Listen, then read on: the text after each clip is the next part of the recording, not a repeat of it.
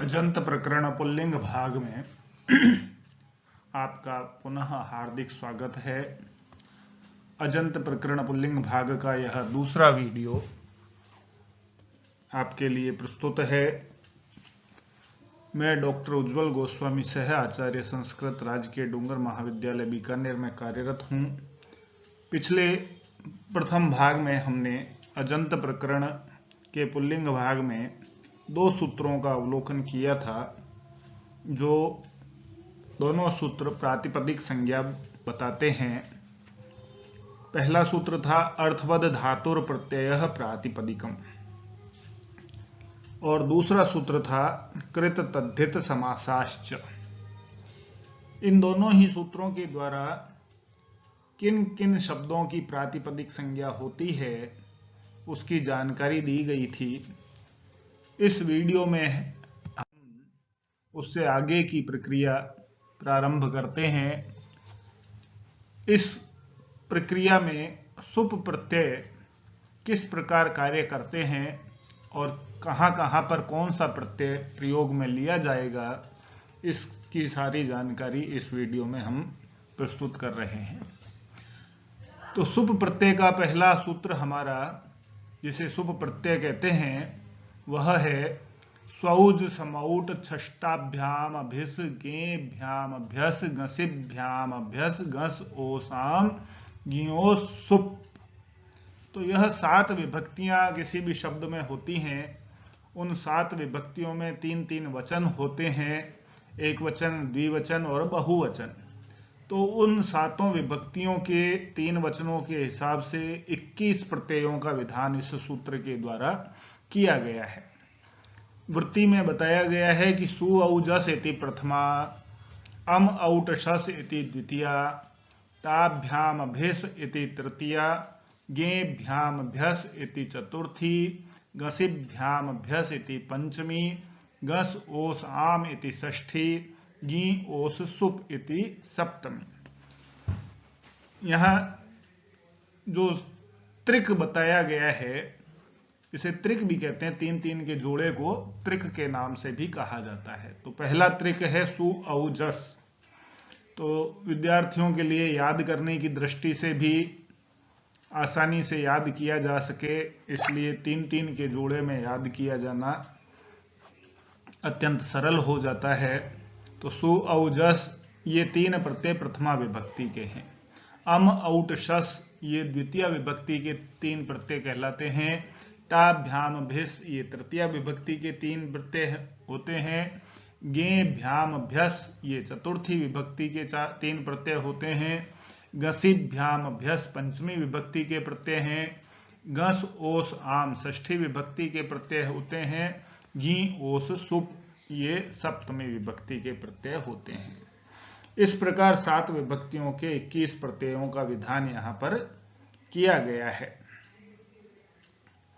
तो इसे सुप प्रत्याहार भी कहते हैं, क्योंकि यह सु से लेकर के सुप अंतिम पकार तक चलता है, इसलिए प्रत्याहार के रूप में इसे देखा जाए तो इसे सुप प्रत्याहार में परिगणित किया गया है।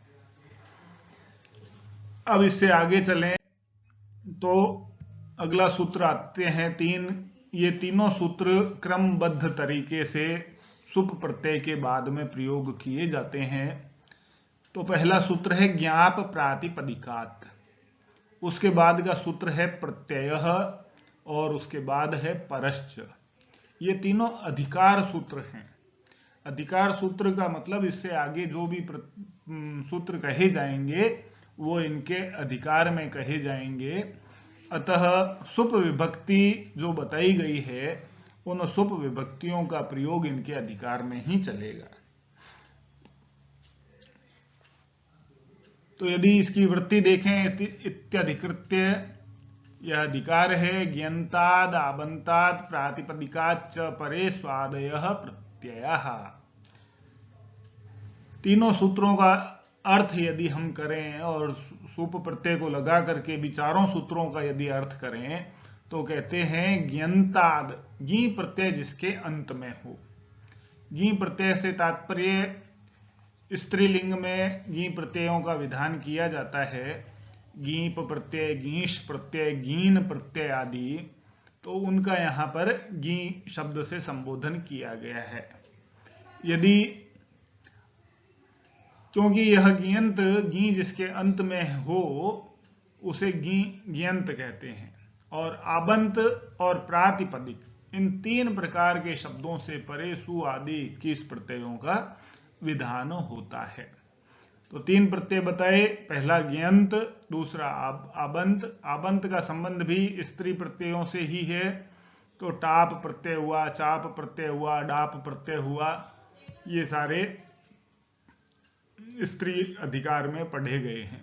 और प्रातिपदिकात, जो हमने 2 सूत्र पिछले वीडियो में देखे, अर्थवद धातुर प्रत्यय प्रातिपदिकम और कृत तद्धित समासाश्च, उन दोनों में बताया गया कि अर्थवान शब्द की प्रातिपदिक संज्ञा होती है, और दूसरे सूत्र में बताया गया कि कृदंत, तद्धितांत और समास की भी प्रातिपदिक संज्ञा होती है। तो इन तीनों प्रकार के शब्दों से परे सुपादि विभक्तियों की प्राप्ति होती है। व्याख्या को यदि हम देखें तो गी च आप च प्रातिपदिकम च एषाम समाहारः ज्ञाप प्रातिपदिकम, तस्मादिति ज्ञाप प्रातिपदिकात्। गी यह भेदक अनुबंधों से रहित ग्रहण किया गया है, अतः गीप, गीश, गीन आदि सबका यहाँ सामान्यतः ग्रहण होता है।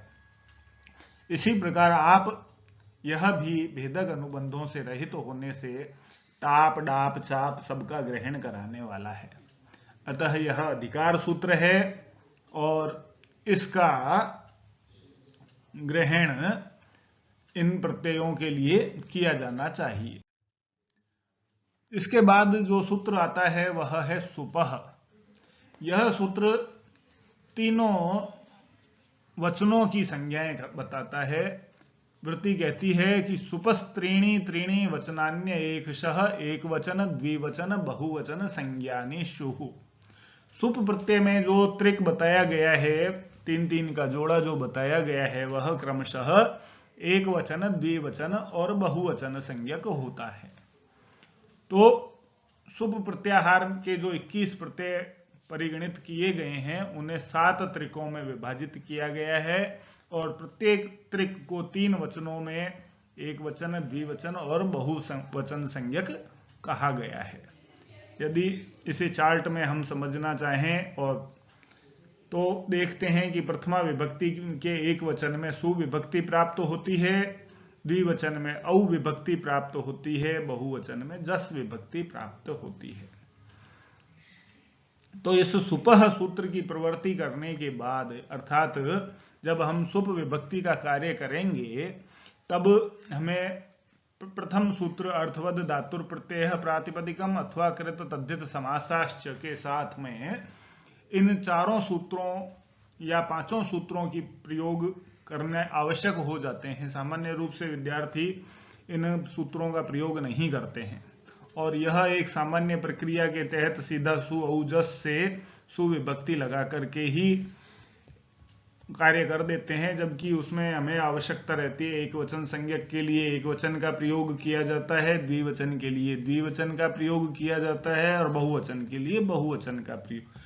जब तक हमें यह ज्ञान नहीं है कि एक वचन संज्ञक सु है या औ है या जस है, कौन सी विभक्ति एक वचन संज्ञक में ग्रहण की गई है, कौन सी द्विवचन में ग्रहण की गई है और कौन सी बहुवचन में ग्रहण की गई है, तब तक उसका प्रयोग करना अपने ज्ञान के हिसाब से तो ठीक है, लेकिन परीक्षा की दृष्टि से उपयुक्त नहीं है। अतः यह 4 सूत्र क्रमबद्ध तरीके से एक के बाद एक प्रयोग करते हुए हमें सुविभक्ति एक प्रथमा विभक्ति एक वचन में प्राप्त होती है, औ विभक्ति प्रथमा विभक्ति द्विवचन में प्राप्त होती है, जस विभक्ति बहुवचन में प्राप्त होती है। इसी प्रकार द्वितीया से लेकर के सप्तमी विभक्ति तक एक वचन, द्विवचन और बहुवचन संज्ञा करते हुए हम उन विभक्तियों को प्राप्त करते हैं।